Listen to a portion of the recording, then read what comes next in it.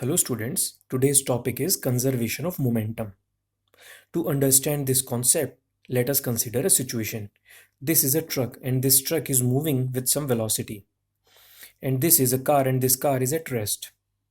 This truck hits this car from behind. Due to this collision, the velocity of truck decreases and velocity of car increases. As the velocity of truck decreases, its momentum will also decrease. As you know, momentum is equal to mass into velocity. So if velocity will decrease, then momentum will also decrease. So the momentum of this truck will decrease in the collision. And as the velocity of this car increases, so its momentum will increase. So the momentum lost by this truck is equal to the momentum gained by this car. यानी जितना momentum इस truck ने loose किया collision में उतना ही momentum इस car ने गेन कर लिया. So the momentum, total momentum, it remains same in the collision. There is no loss in the momentum. देखिए यहाँ क्या हो रहा है, एक ट्रक है और ये ट्रक चल रहा है, मूव कर रहा है, इसकी कुछ वेलोसिटी है. और ये कार है, ये कार रुकी हुई है. ये ट्रक आके इस कार को पीछे से हिट करता है, यानी दोनों के बीच में कोलिजन होता है. इस कोलिजन की वजह से जो ट्रक है इसकी वेलोसिटी डिक्रीज हो जाती है. और क्योंकि कार रुकी हुई थी और इस ट्रक ने आके इसको पीछे से हिट किया तो इसकी वेलोसिटी इंक्रीज हो जाएगी. अब अगर ट्रक की वेलोसिटी डिक्रीज हो रही है तो इसका मोमेंटम भी डिक्रीज होगा, क्योंकि momentum is equal to mass into velocity. तो अगर वेलोसिटी कम होती है तो मोमेंटम भी कम होगा.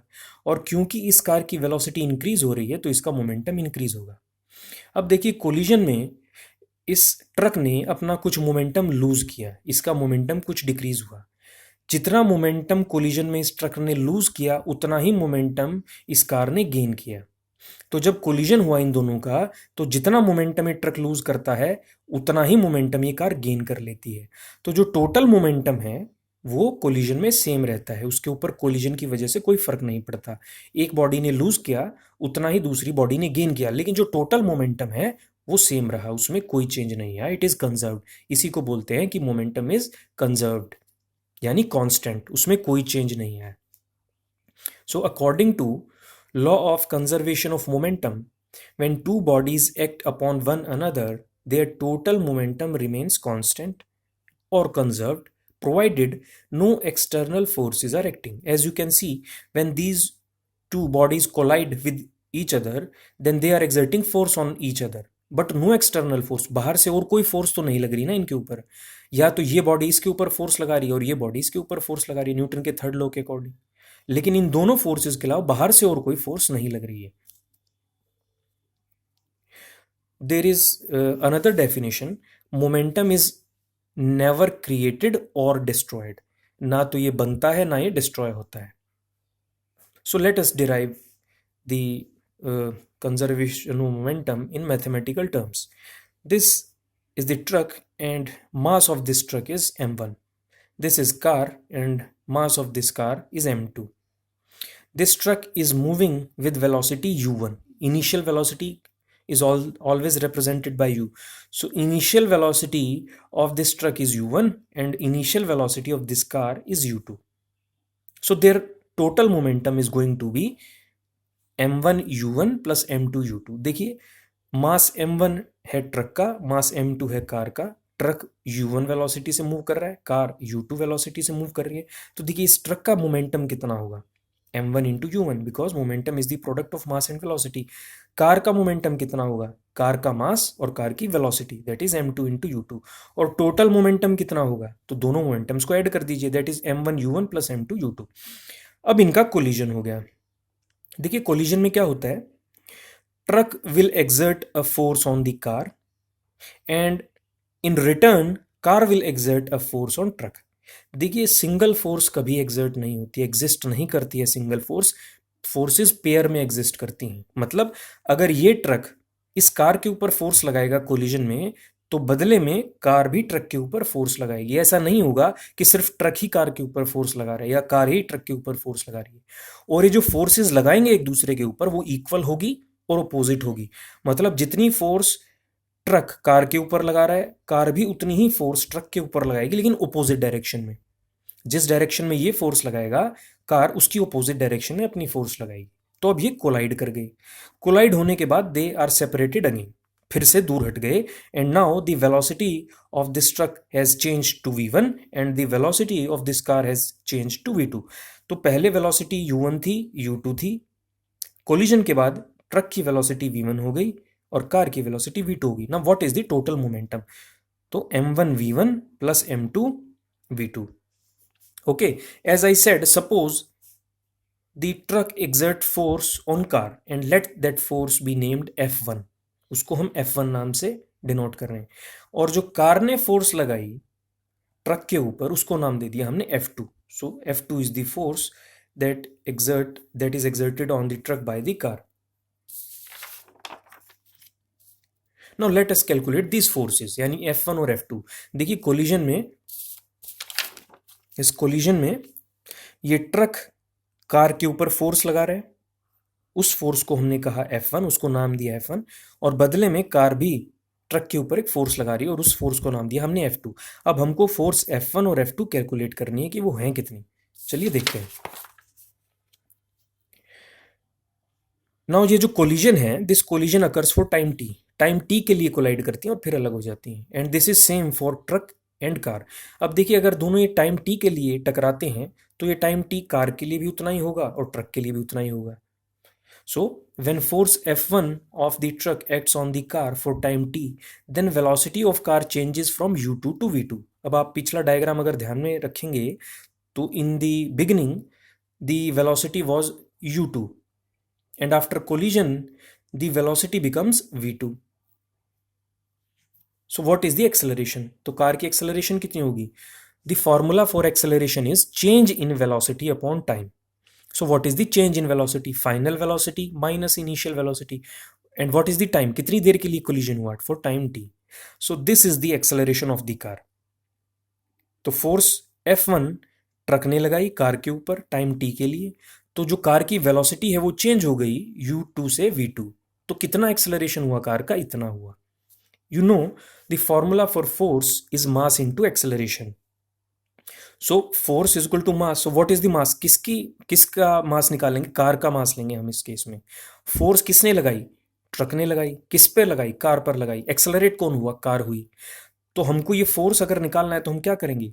We will take the mass of the car that is m2 and acceleration that was produced in the collision that is v2 minus u2 by T. So ये वाली force, इतनी फोर्स लगाएगा truck car के ऊपर collision में, जो कि time t के लिए हुआ था। Now let us calculate the force F2। So when the force F2 of the car acts on the truck for time t, then velocity of the truck changes from u1 to v1। अब शुरू में कितनी velocity थी? Collision से पहले जो truck की velocity थी वो u1 थी, और कोलिजन के बाद जो वेलोसिटी हो गई थी वो v1 थी, यानी ये फाइनल वेलोसिटी, ये इनिशियल वेलोसिटी। सो एक्सेलरेशन क्या होता है? Formula again, change in velocity. किसकी वेलोसिटी चेंज? ट्रक की। कितने टाइम में? टी टाइम में। So v1 minus u1 upon T. So F2 कितना होगा? F2 कौन एक्सर्ट कर रहा है? कार एक्सर्ट कर रही है ट्रक के ऊपर। तो हम किसका मास लेंगे इस केस में? मास m1 ऑफ द ट्रक, क्योंकि इस फोर्स की जो ये फोर्स लगी है वो मास m1 पर लगी है, और इसी की वजह से जो है उसकी एक्सेलरेशन में भी कुछ प्रोड्यूस हुई है।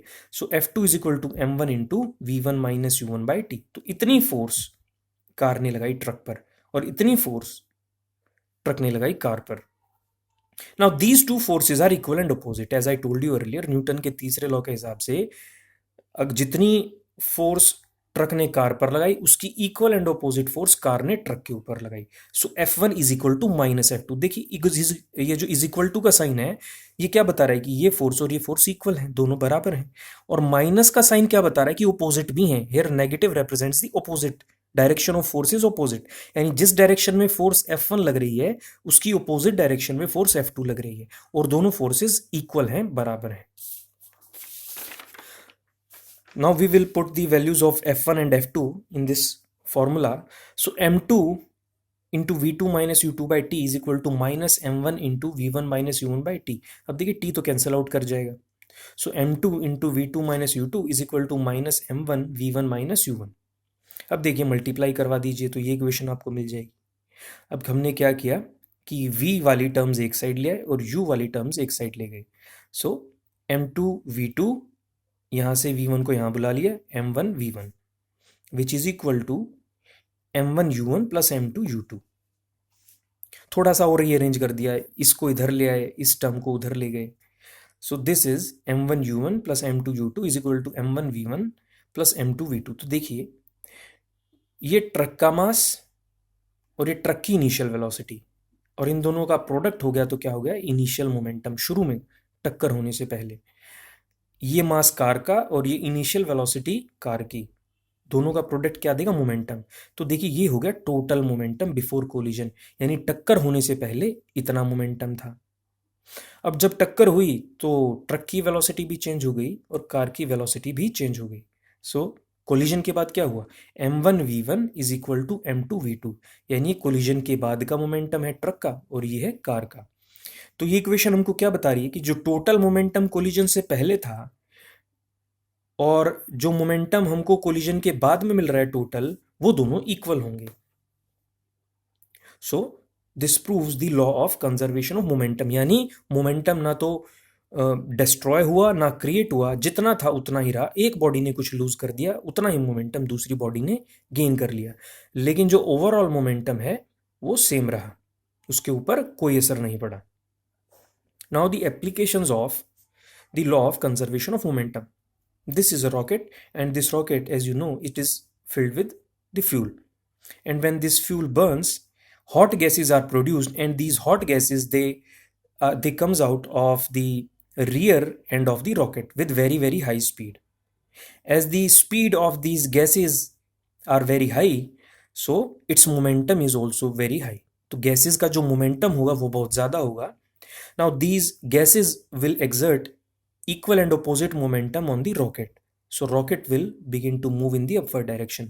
देखिए जब रॉकेट के अंदर फ्यूल बर्न करता है तो बहुत सारी गैसेस प्रोड्यूस होती हैं, और ये गैसेस क्या है, रियर एंड से बाहर आती हैं बहुत हाई स्पीड के साथ। इनकी स्पीड बहुत ज़्यादा रहती है। अगर इनकी स्पीड बहुत ज़्यादा रहती है तो इसका मतलब क्या, इन गैसेस का मोमेंटम बहुत ज़्यादा होगा। If velocity is more, momentum is very high. अब इन गैसेस की वजह से रॉकेट के ऊपर इक्वल एंड अपोजिट मोमेंटम लगता है, यानी अगर ये नीचे की तरफ मोमेंटम लग रहा है तो इस रॉकेट के ऊपर अपवर्ड डायरेक्शन में मोमेंटम एग्जर्ट होगा और ये रॉकेट अपवर्ड डायरेक्शन में मूव करना शुरू कर देगा।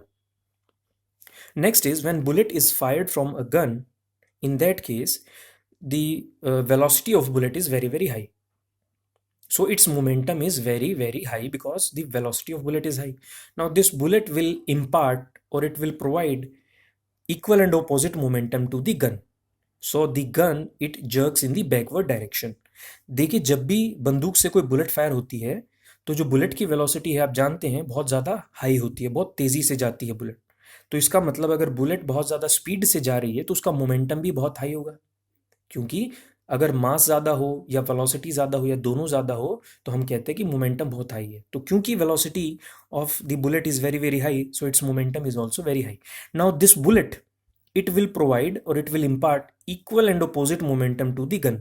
तो ये जिस बंदूक से फायर की गई थी ये बुलेट उस बंदूक को भी मोमेंटम देती है इक्वल और अपोजिट। तो यानी बुलेट जाएगी एक डायरेक्शन में और गन जाएगी उसकी अपोजिट डायरेक्शन में, जिसको रिकॉयल भी हम कहते हैं। तो एक झटका लगता है जब बुलेट फायर की जाती है किसी गन से। तो यहां से हमने क्या सीखा, bullet momentum of the bullet is equal to momentum of the gun.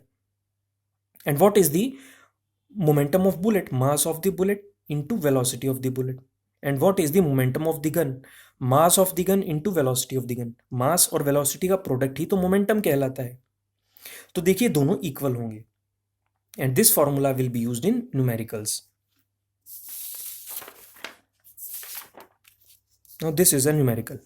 A bullet of mass 10 gram is fired from a gun of mass 6 kg, यानी बुलेट का जो मास है वो 10 ग्राम और जो गन है उसका मास है 6 kilogram, with a velocity of 300 meters पर second. Calculate the recoil velocity of the gun. अब हमको रिकॉयल वेलोसिटी यानी जिस स्पीड के साथ ये बंदूक पीछे हमको जर्क होती है, हमको वो वेलोसिटी निकालनी है। बुलेट फायर की तो बुलेट गई आगे और जो गन है वो पीछे की तरफ झटका लगाती है, तो उसकी क्या स्पीड है उस गन की, हमको वो निकालना है इस न्यूमेरिकल में। So mass of the bullet is in gram, so is convert this mass into kilogram. तो divide by 1000, 0.01 kilogram. Velocity of the bullet हमको दी हुई है 300 मीटर पर second. Mass of the gun is 6 kilogram. So the recoil velocity we have to calculate. तो अभी जो आपको पीछे रिलेशन हमने बताया था कि जो मोमेंटम है वो इक्वल और अपोजिट होगा, गन के केस में, यानी जो मोमेंटम बुलेट का है वही मोमेंटम गन का होगा, तो रख दीजिए इक्वल टू का साइन आ गया. So what is the momentum of bullet? Mass of the bullet into velocity of the bullet. And what is the momentum of the gun? Mass of the gun into recoil velocity of the gun. ये values हमको दी हुई हैं, रख दी. 6 into recoil velocity of the gun. तो recoil velocity of the gun क्या होगा? 6 यहाँ चला जाएगा डिनोमिनेटर में. इसको कैलकुलेट किया तो 0.5 मीटर पर second.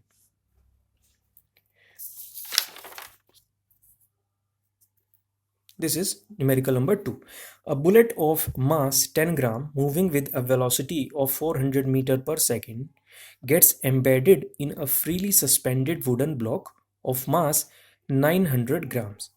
What is the velocity acquired by the block? देखिए सिचुएशन क्या है, ये एक ब्लॉक है, इस ब्लॉक का जो मास है वो 900 ग्राम है, और ये एक बुलेट है जिसका मास 10 ग्राम है और ये मूव कर रही है 400 मीटर पर सेकेंड से. अब जब ये बुलेट इसको स्ट्राइक करती है इस वुडन ब्लॉक को, तो इसके अंदर धस जाती है, एम्बेड हो जाती है, और ये दोनों साथ मूव करना शुरू कर देते हैं. तो आपसे अब ये पूछा गया है क्वेश्चन में कि ये जो ब्लॉक है और इस ब्लॉक के अंदर जो ये बुलेट एम्बेडेड है, इन दोनों की जो वेलोसिटी है वो क्या होने वाली है इस केस में. तो देखिए कंजर्वेशन ऑफ मोमेंटम का फॉर्मूला लगेगा. मोमेंटम जितना इस कॉम्बिनेशन का था उतना ही इसका होगा, दोनों को इक्वल रख दीजिए, आंसर आ जाएगा. What is the mass of the bullet? Grams में है, किलोग्राम में कन्वर्ट कर दिया. वेलोसिटी ऑफ बुलेट 400 मीटर पर सेकेंड. तो मोमेंटम क्या हुआ बुलेट का? बुलेट का मास इंटू बुलेट की velocity. So this is the momentum of bullet. अब the bullet of mass 10 gram gets embedded. अब टक्कर हुई, इसने जाकर के इसको हिट किया और इसके अंदर एम्बेड हो गई, इसके अंदर जाकर धस गई. और इस ब्लॉक का मास पहले 900 ग्राम था, अब कितना हो जाएगा? 900 प्लस 10, 10 ग्राम बुलेट का भी. So total mass becomes 900 plus 10 which is equal to 910 grams. Kilogram में इसको कन्वर्ट कर लेते हैं तो 0.9 kilogram. Now velocity of block plus bullet, यानी ये ब्लॉक और इसके अंदर की बुलेट ये मूव कर रहे हैं और इसकी जो वेलोसिटी है वो v2 है, जो कि हमको कैलकुलेट करनी है. तो law of conservation of momentum क्या कहता है? जितना मोमेंटम पहले था उतना मोमेंटम बाद में होगा. तो शुरू में कितना मोमेंटम था? m1 into v. भाई ये तो रेस्ट में था, तो इसकी वेलोसिटी तो जीरो है, तो इसका मोमेंटम भी जीरो था. तो मोमेंटम तो सिर्फ बुलेट का था, that is m1 into v. 0.01 into 400 is equal to m2 into v. भाई m2 कितना हो गया? दोनों का ऐड कर दिया हमने, 900 प्लस 10 यानी कि 0.91 किलोग्राम इंटू वी2, जो कि हमको कैलकुलेट करना है. So v2 will come out to be 4.4 metre पर second. So this completes our chapter.